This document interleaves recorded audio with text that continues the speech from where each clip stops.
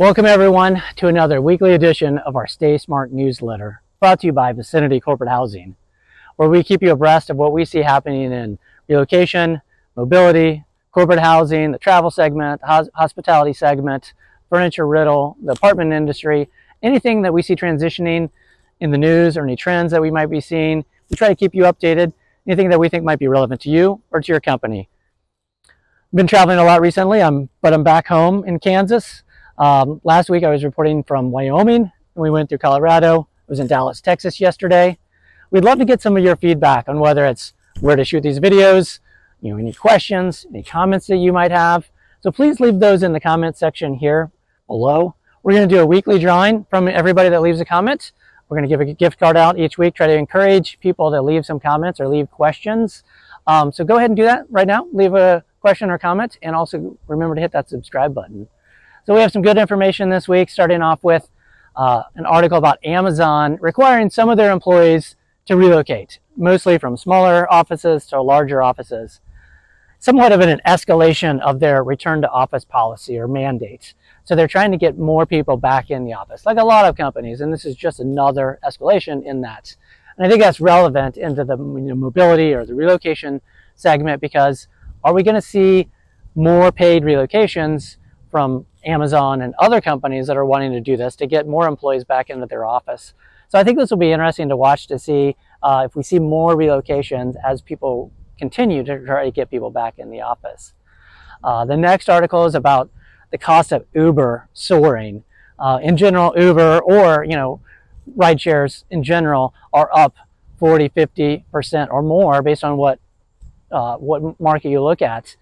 So this article in particular talks about the reporter asking the CEO of Uber about the ride he had just taken. It was a 2.9-mile ride that cost $51. The CEO of Uber talks about it, inflationary costs, the increase in costs everywhere, which I do agree with. There obviously has been inflation over the last couple of years.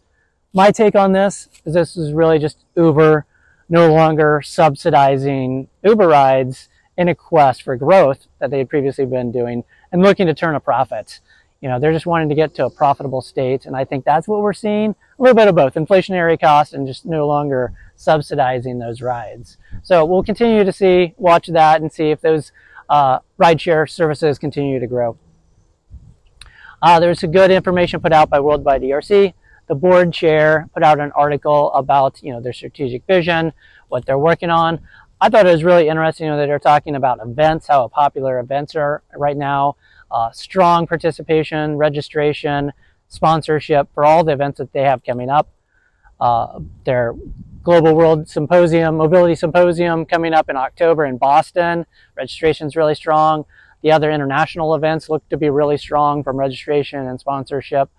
Then he also talks about their launching their search for a new CEO. So that's a good read for anybody in the relocation industry. And then we see an article about how these heat waves are affecting the airline industries.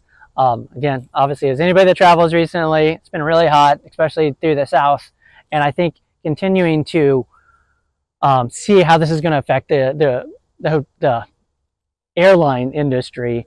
They're having to adjust some of their schedules, earlier flights, later flights, having to give their ground operations more breaks. I think this, is something that we'll have to keep monitoring. My advice on this right now is fly early. We see less delays early in the morning. Be flexible if you're returning, later or in the evening. I just flew back from Dallas, had a really early flight, no problems. On the way back, lots of delays, got moved to another flight. Just got to be flexible and drink lots of water, because I definitely think this is something that is going to affect the airline industry for the years ahead.